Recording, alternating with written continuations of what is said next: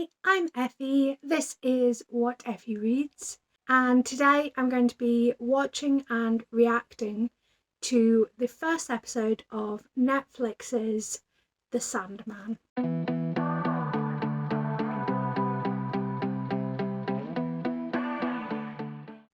So I'm pretty sure everyone that's clicking on this is probably well aware of what The Sandman is. But in case you aren't, it is a graphic novel that was created by Neil Gaiman around 35 years ago, I think. And it tells the story of Dream, the Lord of Sleep and Nightmares. I think that's his proper name. I'm clearly a very bad geek. I can't remember these things. But as the story progresses, you learn more about Dream's family, who are the Endless, and it's just such a fun story. It's unlike anything I've ever read before, and I recently reread Volume 1 in anticipation of this series coming out, and I will be rereading the rest of it this month. But if you want to see my thoughts on Volume 1, I do have a video that went up a couple of days ago. But in this video, I'm just going to be watching episode 1. So spoilers ahead for if you haven't watched this episode yet. But to say that I'm excited would be a massive understatement. And I think I'm actually even more excited now that I've seen the episode titles. And it would appear that the episodes are following the issues. So basically, the first episode will follow the first issue of The Sandman. And yeah, I'm just really excited to see how it gets adapted onto screen. And I'm just really hoping it lives up to all of the hype I've created for it in my head. So excited. Okay, so obviously it hasn't really started yet, but I see that the trigger warnings at the top just say violence and injury detail, which I think is very interesting because it's not mentioning one of the things that I thought would feature in this episode. But I don't know if that's because it's just made as a passing comment. I don't know if that's because that particular element of the story just hasn't been adapted into this. But yes, I guess get back to playing. Wars, as if your waking lives are all that matter. This opening scene's feeling really cinematic, and it's giving me, like, it's probably a bad comparison, but it's giving me like Game of Thrones, big budget, and all of that exciting stuff.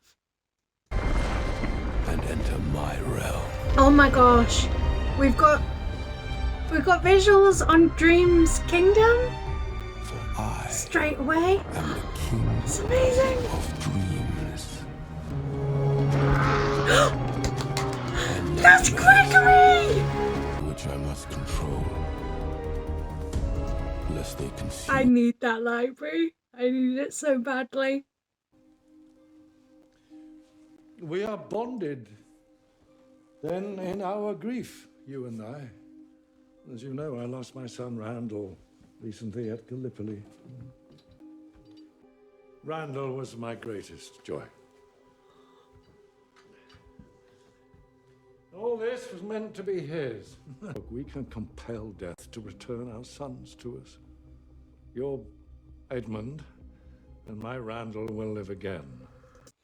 I think it's really interesting that they've added that extra dimension, because I'm pretty sure in the comic, and it's so bad because I literally read it yesterday, but I'm pretty sure in the comic, Roderick Burgess's only intention is to like become more powerful and himself cheat death.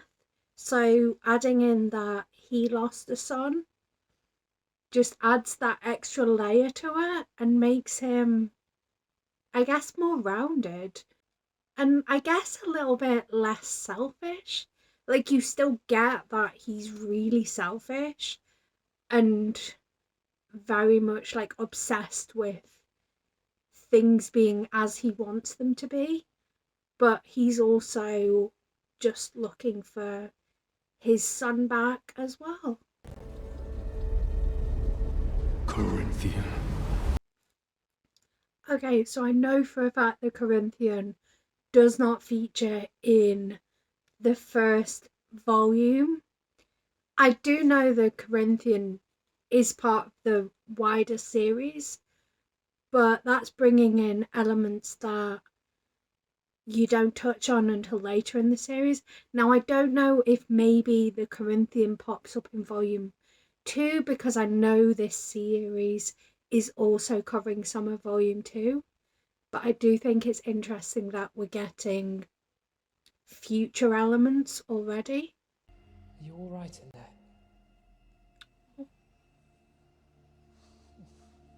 I would let you out. If I could.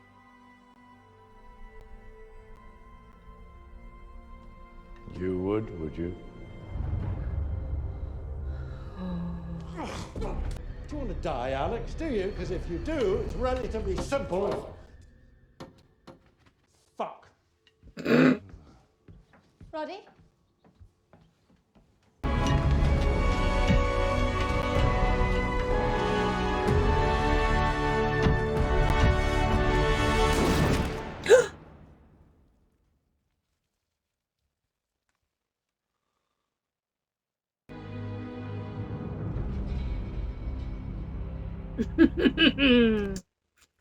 If that isn't a face of the minute I get out of here, I'm gonna make you wish you were dead, then I don't know what is. Is it queer?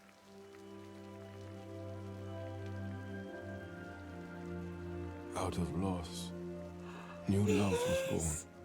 Alex, darling, please.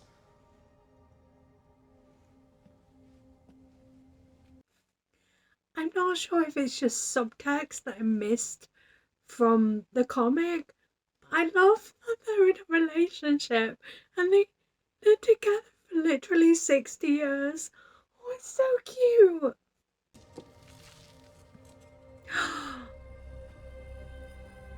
Oh no.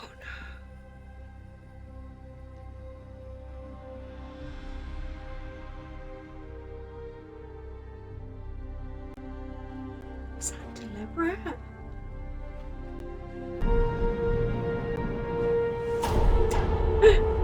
Nice covering of the genitals there. And you have any idea what it was like? Confined in a cage for over a century. So they made it longer. The damage done to your world. I'm sorry. I forgot what the Corinthians' eyes look like. Are we gonna see? I'm not gonna stop until I've reshaped this world to look just like me. So dark. They thought perhaps you'd grown weary of your duties. And What? Abandon them? Had they so little faith in me? Do my own subjects not know me? if I may, sir, it would not be the first time one of the Endless had just... Enough. I will not have dreams and nightmares preying on the waking world. I will bring them all back. Ooh, we get a I preview? knew you would return. Fuck it, let's go to hell. Can I get you anything you desire? Oh, it's so great. So that was episode 1. I am loving it so far. I want to dive straight into the rest of the series, and I will be uploading reactions to the rest of the episodes. I'm going to be doing 3 episodes a week, hopefully. Everything going to plan, I will be doing 3 episodes a week on the Sundays in August. It may not go to plan, so your best bet is to subscribe and ring the bell, all that good stuff, if you are interested in seeing my reactions. But I think I definitely need to at least read volume 2 before moving on to the rest of the series, because it seems like the Corinthian plays a pretty major part. Me being just cocky as anything, thought, oh well, I'm only watching episode 1 today, so I don't need to read volume 2. But it looks like I need to at least get up to the story arc where the Corinthian is introduced into the Sandman series, because clearly they're playing a pretty major part in this series. Aside from that, the vibes are impeccable and the casting is fantastic. I got so hyped seeing Desire. Like, obviously I knew the casting of Desire and I'd seen like one photo of Desire, but this is my first time like seeing them in the Sandman, and I am so excited to meet the rest of the Endless. It just fills me with joy. I also love that they made it gay. Like, I was talking to my friend last night about how the fact that some of the roles they've had like gender blind casting, which I think is fantastic. I love that. But I was interested to see if that would mean there was going to be more queer, and I'm feeling pretty optimistic considering episode 1. You've got Alex being in a long-term loving relationship with Paul.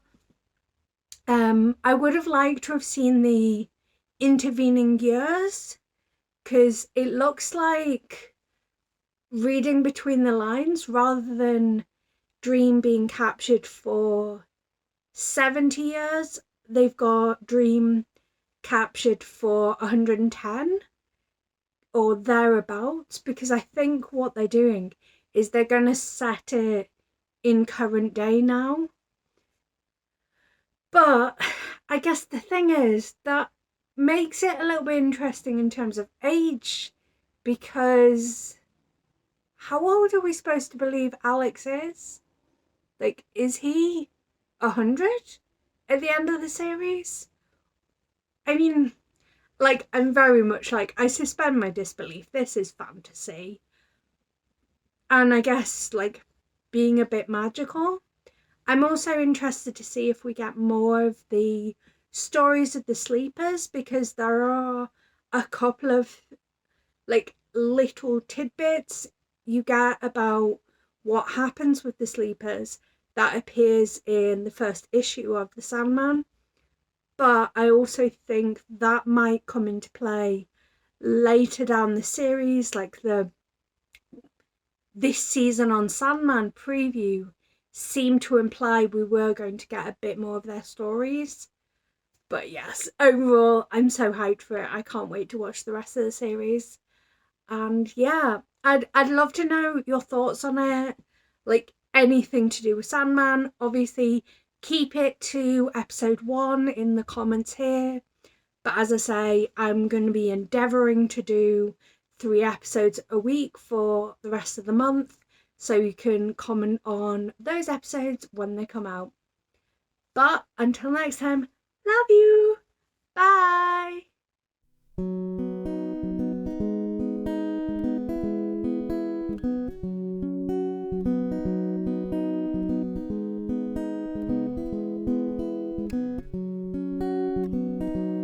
There's a place